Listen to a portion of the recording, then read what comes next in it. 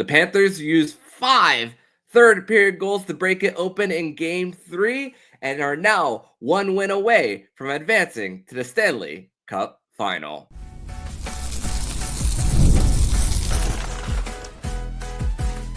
You're Locked On Panthers, your daily podcast on the Florida Panthers. Part of the Locked On Podcast Network, your team every day.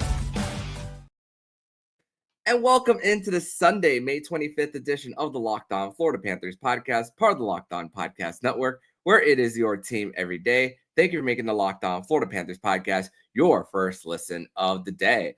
I'm Armando Velez from the Hockey News. You follow me on X at Monoman12, and I'm pleased to be joined by Florida Panthers historian Francisco Oporta on today's edition of the show. You can follow him on X at FLA Cats History. Today's episode is brought to you by Monarch Money. Take control of your finances with Monarch Money. Use code LOCKEDONAHL at monarchmoney.com for 50% off your first order.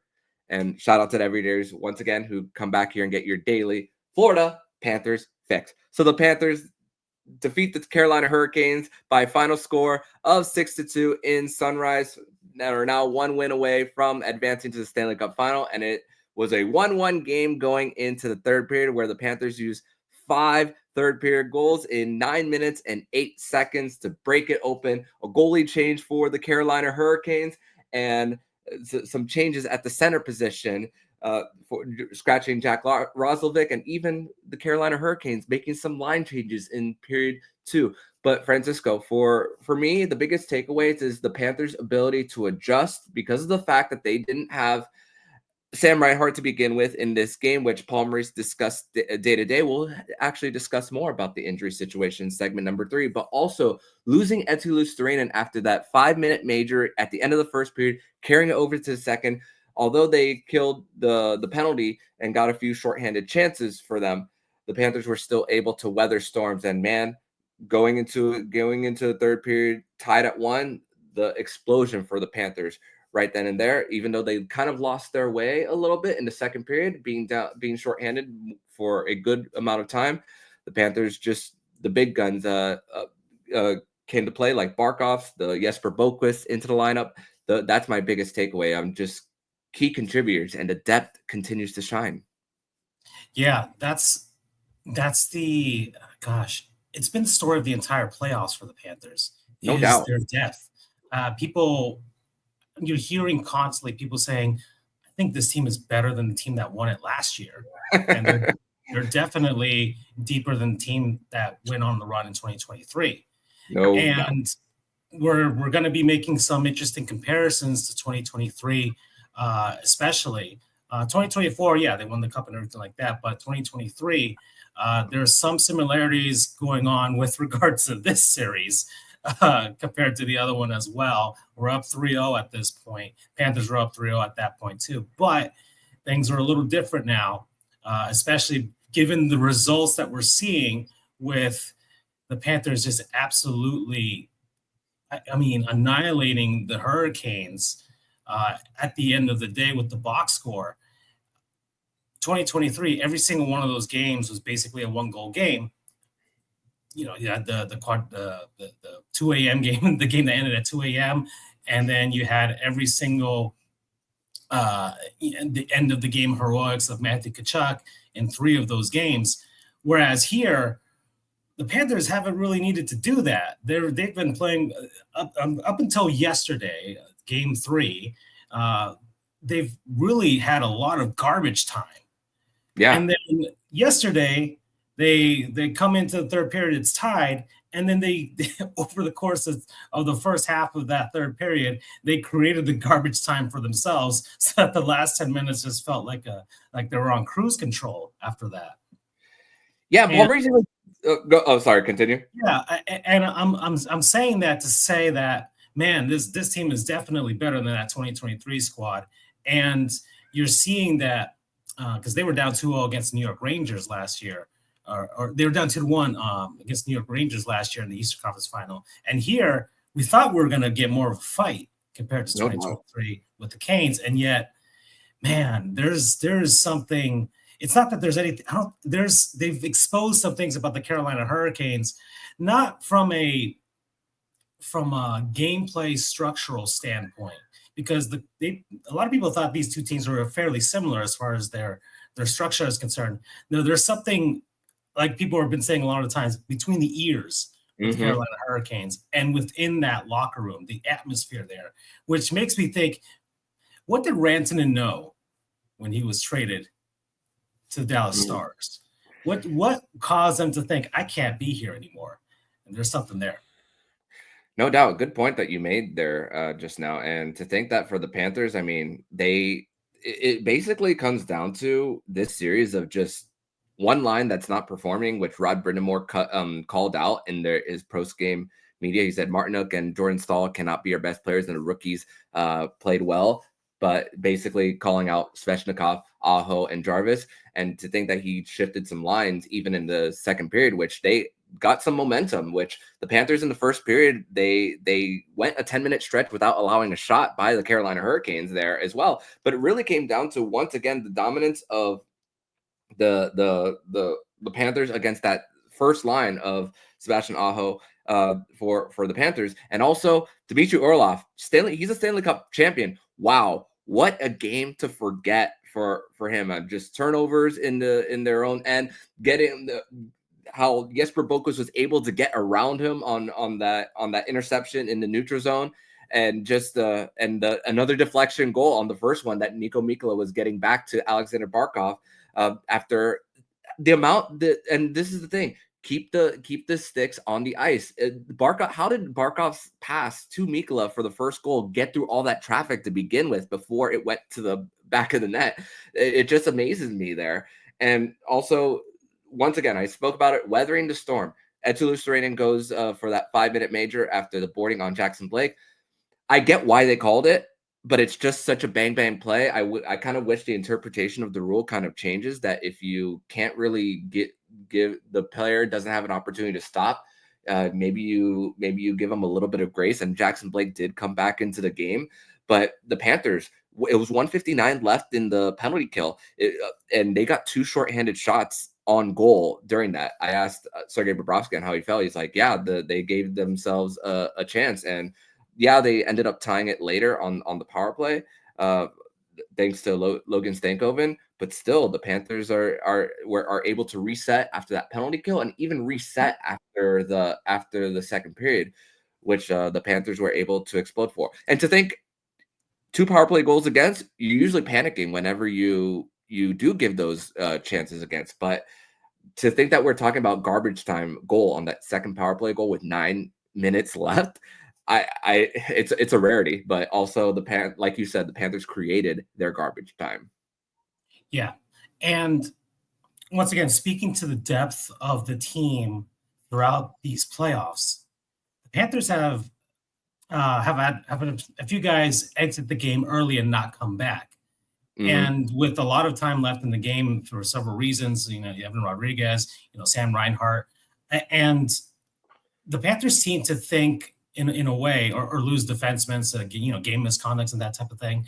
The Panthers have been able to play with 1 man down, with 2 men down, various times, and they don't seem to try to rush guys back into the game and just like, you know what, go back to the locker room, take a shower, rest up.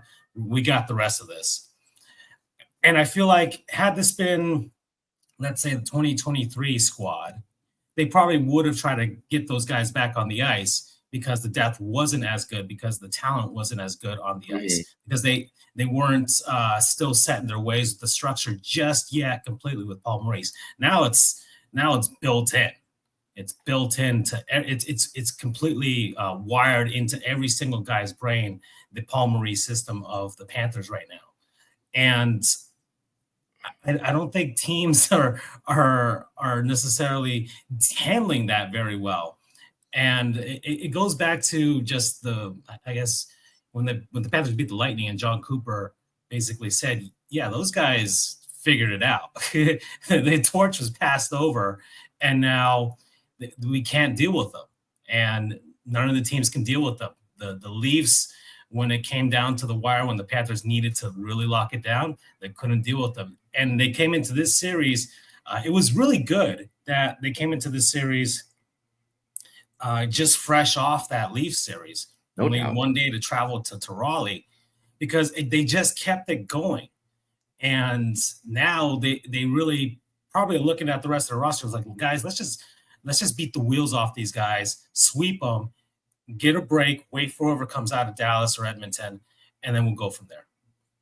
No doubt. And for the Panthers, just the fact that they're able to just break it open, even when the Carolina Hurricanes do give them a great challenge, do 40 minutes. The Panthers, just the fact that those last 20, they're able to give themselves a little bit of breathing room. And if you're Rod Brindamore, you're thinking, what do I have to do? I made so many changes, and there's still the goaltender's still under siege, which you can't.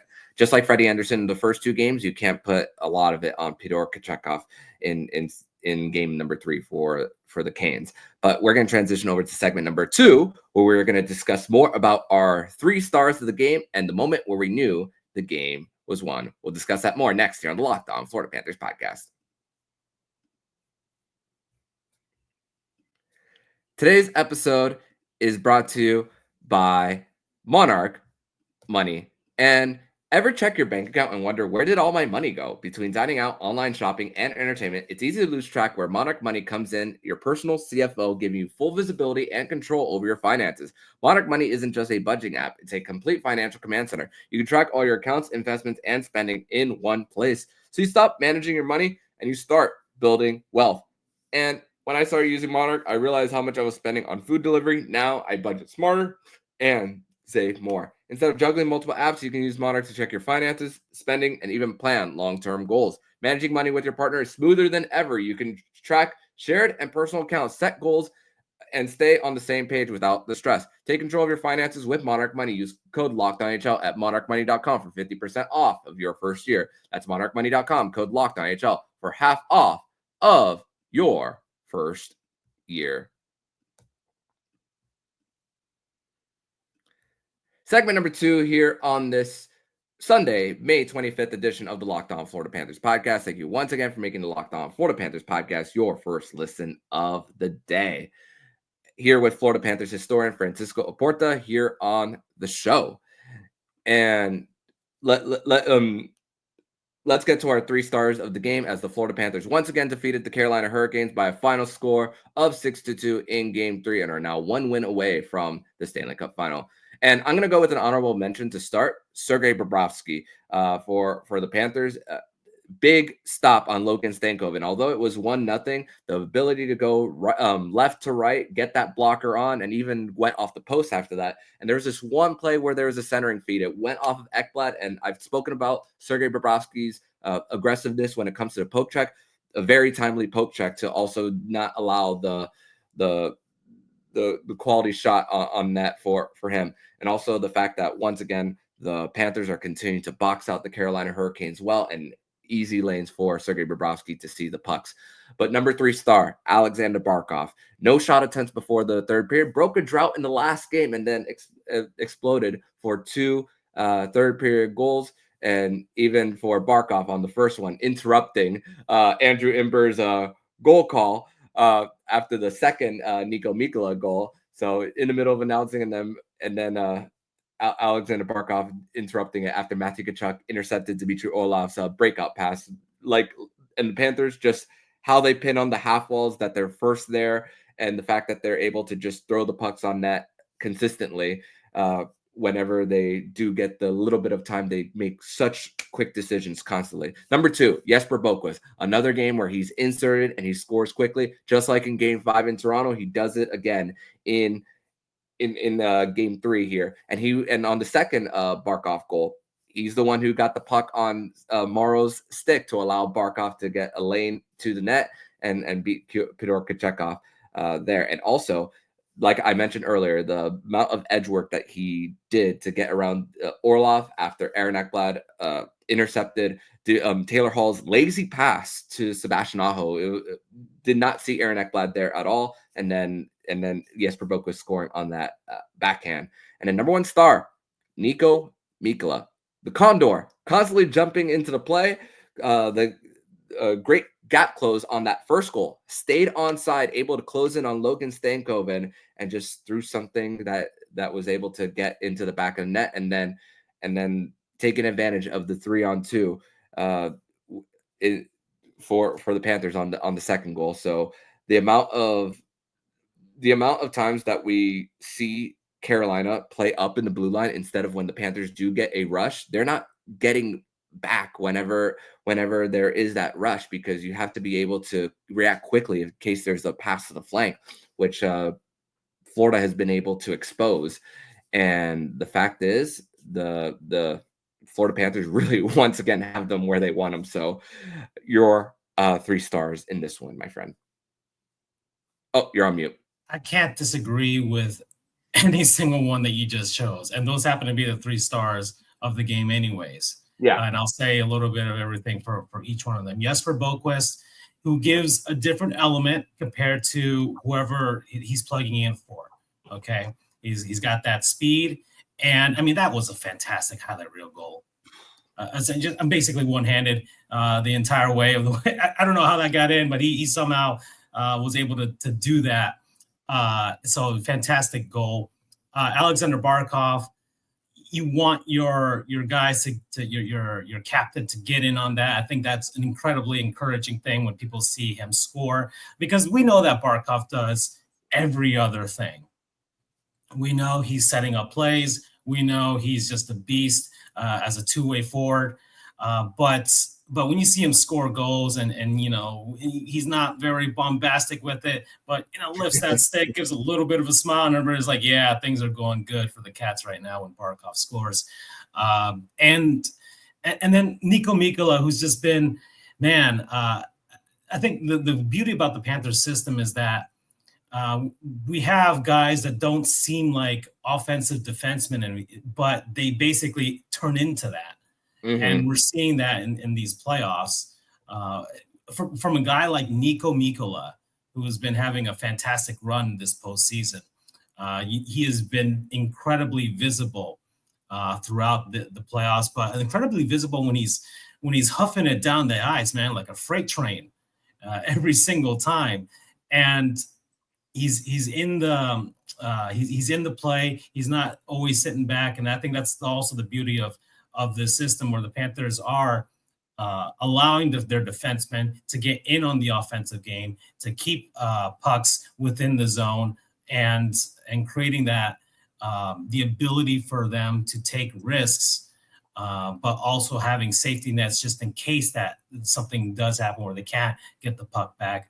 And I mean, he's been incredible. I mean, he's been great this postseason. He's been fantastic. We'll see what happens with regards to some of the updates on him, but man, he's been. I think people are really realizing the value of Niko Mikkola right now. Yeah, the fact that they have him under $3 million and still a year left on his deal. It's been such a steal of a signing once again for Bill Zito, who's actually up for the Jim Gregory Award again. Him, Jim Nill, and Kevin Cheveldayoff. This has to be the year that Bill Zito finally wins it. 13 goals by defensemen. And to think that Evan Rodriguez, although he's been getting on the assists for the Panthers, he hasn't scored a single goal, but Evan Rodriguez was asked by Jordan McPherson of the Miami Herald just about, is he getting chirped? And then Evan Rodriguez says, oh, I'm just saving him. And credit to Erod. He was the one who took Eetu Luostarinen's spot on the PK when he was set off for that game misconduct. So just big, huge contributing factor for the Panthers there, sometimes even taking faceoffs when on the Barkov line, because he's a right-handed shot. Usually when it's on a certain end of the zone, the right-handed shot forward is usually taken to draw. Sam Reinhart has done that. And in this one, a lot of them have been from Evan Rodriguez as well. So that's something that I, took notice a lot in this game. It goes to, and because I know this is something that we're going to talk about in the last segment for sure, it goes to the buy-in from every single one of those guys. You could tell Niko Mikkola or Seth Jones, whatever, take the face off, and they'll do it, right? They're going to buy in on any single thing. You want to play in net, they'll do it. And we're going to talk about that for sure, because there's a clear difference between the Panthers and the Hurricanes when it comes to that. No doubt. All right, the moment where we knew the game was won, for me, it was the first Alexander Barkov goal.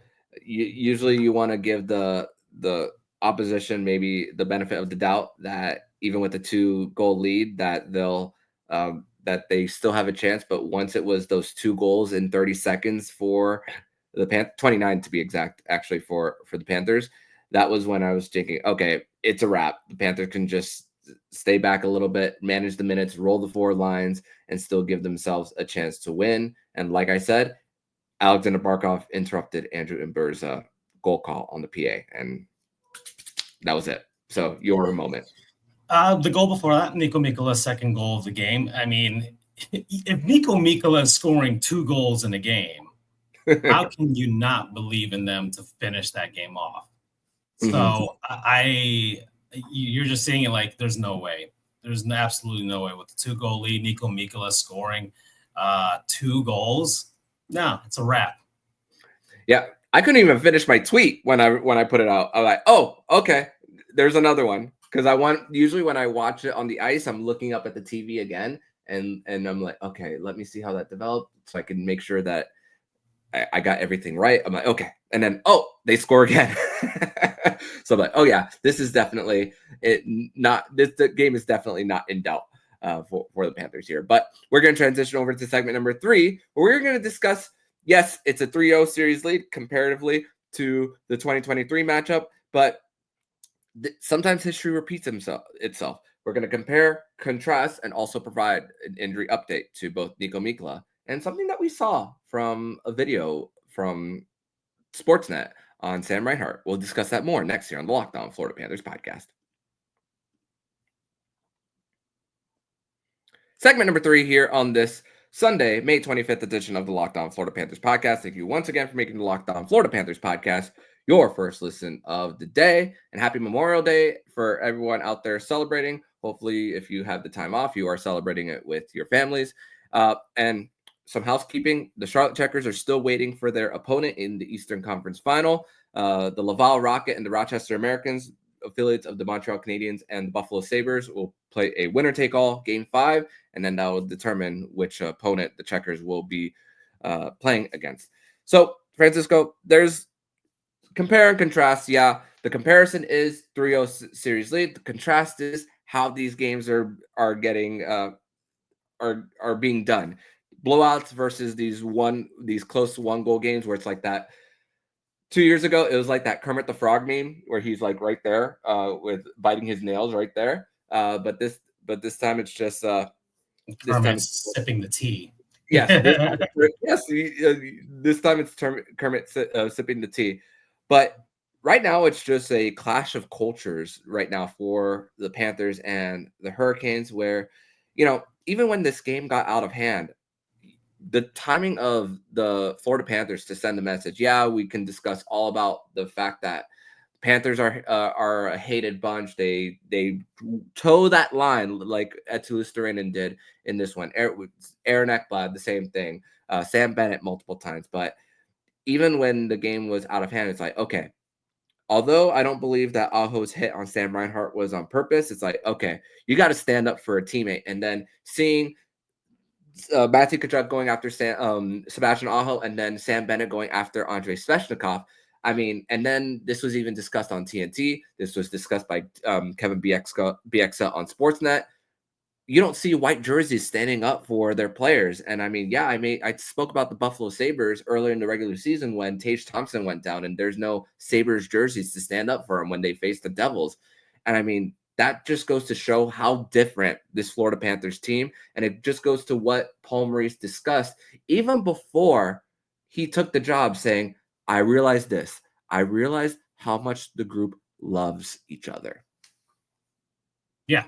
Yeah. I mean, they're all getting Dairy Queen, on the off days together, right? They're really nice in the locker room, having a bunch of fun. You notice that throughout in these last few years, despite the fact that the way the Panthers play is hard. It's hard on themselves, hard for their opponents. But there's always a running theme of they're having fun while they're doing it. And when you're having fun with your boys, I mean, you'll do whatever you can for your best friends out there. And it seems like this entire team is just a group of guys who are just best friends with each other, and they're brothers, and they're just going to do whatever it takes to stand up for them. And it's permeated throughout every single portion of the Florida Panthers organization, from people who are brand new to the team, to the people who have been there from the get-go, right? And every single aspect of the team is that way. And that's I think we should not be taking this for granted, because you don't get that everywhere else. You're not getting that within teams in South Florida, that the rest of the teams out there right now, maybe in some aspects, some not. And in hockey, you're seeing what the difference is between that and the other thing. As much as, let's look at their opponents, as much as the Tampa Bay Lightning were champions, had their run as well for quite a long time, they start losing some pieces. They start losing their spirit. They lose Steven Stamkos. They let him walk in free agency. And you think, man, they let him walk. Where you think, if the Panthers were in that situation, I would hope they'd give Barkov a contract and be like, you know what, you're finishing out your career here. And you're going forward with that with the Toronto Maple Leafs and the way they handle things, and how you're talking about Game 7. You're Austin Matthews is talking about there's passengers on this team, including themselves. And the irony of that statement, right? There's passengers on this team. Mitch Marner yelling on the bench in Game 7, trying to wake some guys up, and guys are just kind of like, just slunk down with their heads down.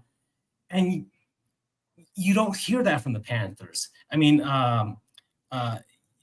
Paul Maurice was asked pre-game about him, the audio that they had from the game prior, about him saying he wants a good bench out there. He wants a good bench out there. And he explained what that meant to everybody, as far as communications, as far as setting up for each other, and being excited for every single little play. When Tomas Nosek took a block from a shot on the back, and the guys on the bench were like cheering for that. Every single thing matters to these guys, no matter how small. And that culture is different compared to what the Hurricanes are doing, where you're seeing it on Rod Brindamore's face, where he's looking at the Panthers. He's like, I'm doing everything that worked for us since preseason until now. Everything that worked for us in that first series against the Panthers, where everything was close, and they're beating the wheels off of us, and I can't figure it out. And he's trying to rile his guys up, because maybe he won a cup himself, and maybe he's realizing, oh, there's something else going on down here, calling out his stars in the post-game press conference, but I don't know if it's just his stars. It's everybody. It can't just be his stars, because the same thing happened in the Leafs series, where Berube is calling out his stars to step up. And it's like, it can't just be those guys, because the Panthers, it hasn't just been Barkov, Tkachuk, and Reinhart. It's been everybody who's contributed. You've got 18 different goal scorers in the playoffs so far. Crazy. Every single guy here is doing something. They're ribbing on Evan Rodriguez for not having anything. I mean, the Panthers have figured this out. And now let's see if we can just put this away against Carolina, get some rest, and wait for whoever's coming out of Dallas or Edmonton, because that is definitely going to be the toughest challenge, because we're facing Edmonton. Oh boy, what a rematch. Oh yeah. And we're facing Dallas. You got two best friends of Maurice versus DeBoer, and the Stars. Ooh, oh boy. So let's just take care of Carolina and forget about this team and let them get back to NC State, which is not really a happy thing people would get back to in Raleigh. Remember, they're the secondary tenant in that arena, by the way, the Carolina Hurricanes. So it's mostly NC State. So, and yeah, the Panthers are just once again a loose bunch. I mean, more than 5 goals each of the last 4 games. I mean, that's not really, that speaks more to the Panthers than it does their opponents on just how they're able to just suck the life out of you. And going to the Dairy Queen on their day off in Raleigh, and then doing that again in the locker room, which Brad Marchand said it was cookie dough blizzard that he had in the locker room after the game. But also this leads to, like I said, with the Panthers standing up for their teammates, with Matthew Tkachuk on Sebastian Aho. There's some news on the injury front when it comes to the Panthers. Niko Mikkola, his last shift was with 11 minutes and 58 seconds left.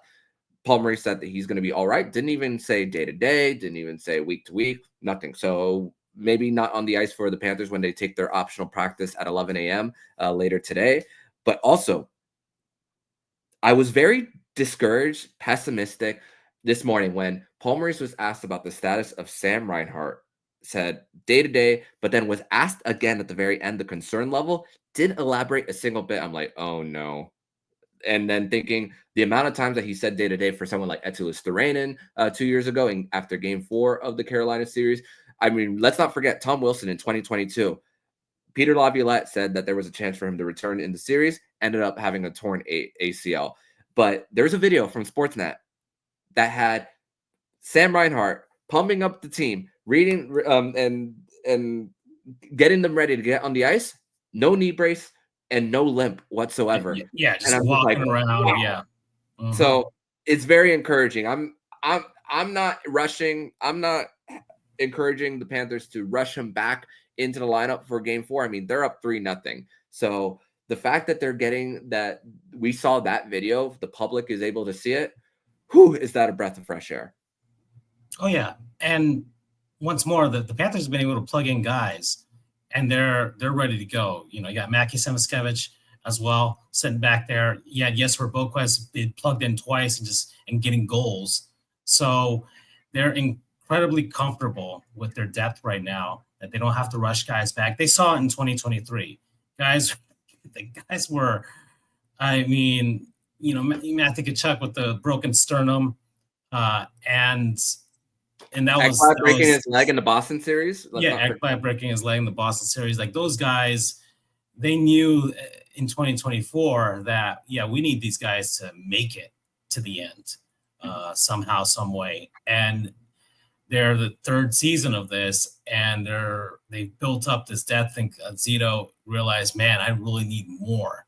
I really do need more of this. People made that criticism about the Winnipeg Jets. They had $6 million still sitting to play with the salary cap at the trade deadline, and they didn't use it. And they lost. They were the number 1 seed, President's Trophy and all that stuff, and they lost their series. And the Panthers went out and got Seth Jones and Brad Marchand. Thank you, LTIR. Yes. So yeah, you know, they were, you know, if any Lightning or Vegas fans are upset about that, well, we learned by watching you. So there you go. Yeah. So hey, Panther fans can't be mad about LTIR when it comes to Tampa Bay Lightning, how they did it in 2021, and because the Panthers are definitely doing it, did it now, and it's definitely benefiting them. They wouldn't have been able to get Seth Jones, and they would have had to pay a bigger price for Brad Marchand. And he even got a goal on that 2-on-1 for the 6th goal of the game for the Panthers. But the Panthers have a chance to sweep the Carolina Hurricanes in game 4 Monday night on Memorial Day. And the biggest thing that Paul Maurice said at the very end, we'll see if we learn, because we saw this against the Edmonton Oilers in the Stanley Cup final. They have a chance to once again end it, give them some rest, and just sit back and see who they will face, because they're gonna need that time to recover from the bruises that they've had all throughout this run. Now it's 11 wins and just 5 more to go. But Francisco, I want to thank you so much for joining me on this edition of the Locked On Florida Panthers podcast. Thank you as always, and tell everybody where they can find your work online, my friend. Yeah, FLA Cats history, where the history right now is the stuff that I'm posting right now. You've actually been the one posting some of the history right now, because I'm not even looking back anymore. I'm looking towards the present right now, because all the good stuff is happening right now. I don't have to talk about the past anymore. I can just talk about right now, because right now is amazing. And this team, I love this team. I'm sure a lot of people love this team. It was really one of the only things that I'm on the road that I tweeted last night about the game. After the game ended, I'm just like, I love this team so much right now. And I think I do have a Marlins history account. I might have forgotten the password. I don't even use it at this point anymore. I don't want to use it until sometime around, I'm hoping mid-June, when the Panthers are maybe this time take care of it quicker than they did last year. So I have that, but yeah, FLA Cats history. Great way to end it. Thank you so much, my friend, and I will see you again very soon. And if you like what you're hearing, please subscribe to the podcast so you'll be notified every single time the Locked On Florida Panthers podcast jumps into your podcast feed. Don't forget to also subscribe to the other shows on the Locked On NHL network, including Locked On NHL, Locked On Fantasy Hockey, Flip Livingstone, and Steroided, Locked On NHL Prospects, and the new Locked On NHL Game Night. Thank you once again for making the Locked On Florida Panthers podcast your first listen of the day. So I'm Armando Velez with Francisco Oporta. And you've been listening to the Locked On Florida Panthers podcast, part of the Locked On Podcast Network, where it's your team every day.